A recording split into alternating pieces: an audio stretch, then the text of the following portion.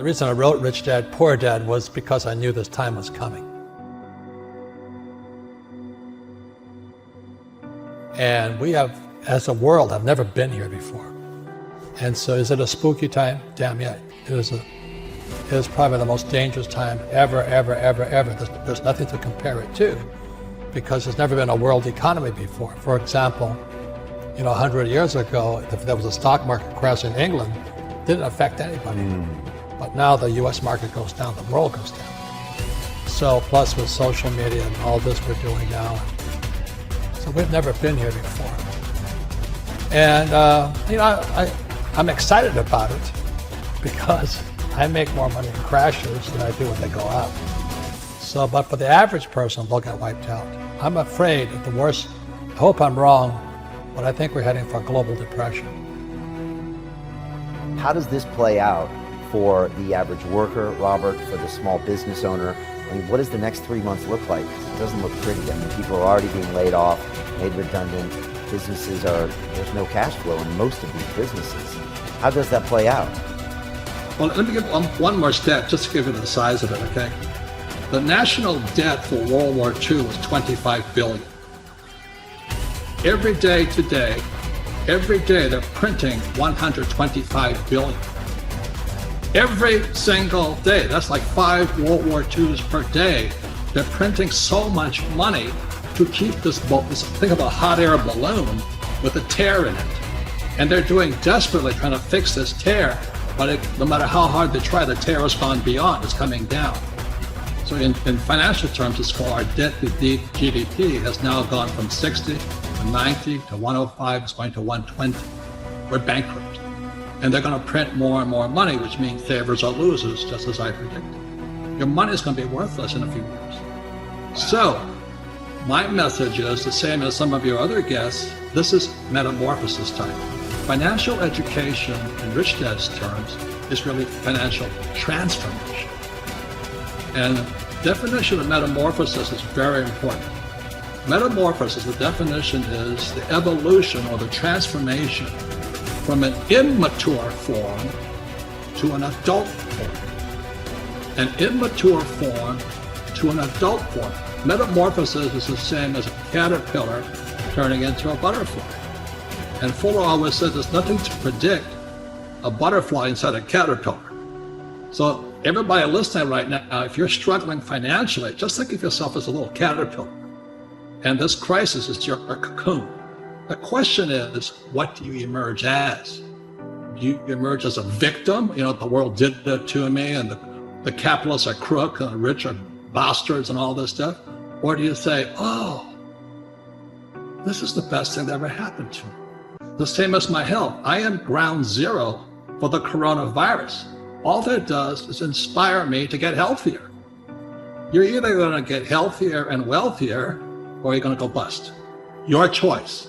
It sits between your ears, your heart, your body, your mind, your spirit, your attitude. This could be the best thing that ever happened to you, physically, mentally, emotionally, spiritually, if you turn out to a butterfly or somebody will step on you like a little worm. It's your choice. Now, if you're in trouble today, my message is not so kind. This is hard talk, not happy talk. The crisis is in your head. Now, that's the bad news. The good news, you can change the crisis by changing what's inside your head. And so I hate to brag, but I'm doing extremely well financially today because as I was warning everybody, this crisis was coming. But it would be irresponsible of me to warn people of the crisis and not personally make changes myself. So right. The good news is the crisis is in your head. The bad news is in your head. The most important thing that can happen right now is not job security, but meaningful work. So you and I don't need the money, but our work is meaningful. And it's our meaningful work that gets us through the hard times. So the good news is my company is sold out. We cannot keep up with product. The bad news is the supply chain shut down, but that's a good problem. We have tons of cash. I have gold, I have silver. And I do have challenges in the real estate market, but that's going to make me stronger. That's my only attitude I can have. Otherwise, I just cry and say, well, the government should take care of me. I need a bailout. I need a stimulus. So what can I do? I'm one of them. What do I do? Does it go back to employee, self-employed business owner, investor? Like, go find a business, go start a business, go reposition yourself career-wise? You know, is there a 1, 2, 3 step process on what I can do to be prepared for it? I have a friend in Panama. He has an avocado farm. So he's sitting in Panama growing avocados. He says, because people have to eat. Another guy's, a friend of mine, is growing blueberries.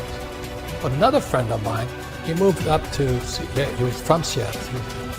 He had a big house. His kids all moved out. So he converted the kids' bedrooms into one-bedroom apartments. So he put a kitchen and he put a toilet inside his little bedrooms.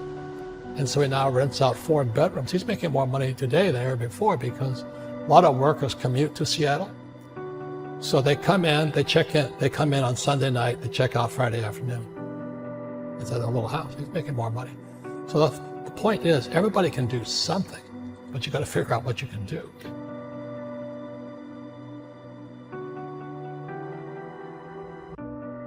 Well, the reason the rich don't work for money is number one expense is tax.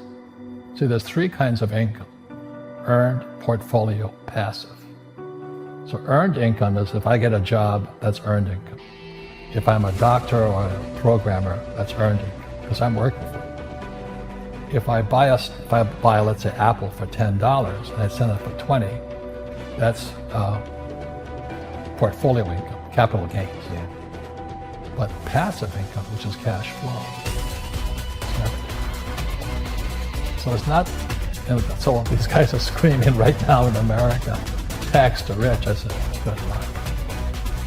Because most of the guys complaining, they don't know there's 3 kinds of income. And the rich don't have jobs anyway. They have assets. And so the average schmo out there, a poor guy, sent the kid to school, they don't learn this. So that's why in Fake, as you were talking about it, there's a newspaper article about Jared Kushner, and he explains how the Trumps and the Kushners don't pay taxes and make millions of dollars. And the reporter couldn't understand it because our schools will never teach you that pre-tax income. And they judged him and say they're wrong and it's cheating. And you see that over and over again. Amazon not paying taxes. What do you say to people when they come up and say, Robert, it's not fair. It's not fair they're not paying taxes. Well, there's always 3 sides to a coin, heads, tails, and the edge. So which side of the coin are you on? From my side, it's fair. But this is the difference. Everybody can do the same thing I do. The tax laws are for everybody. We don't say, well, the tax laws are only for the rich. No.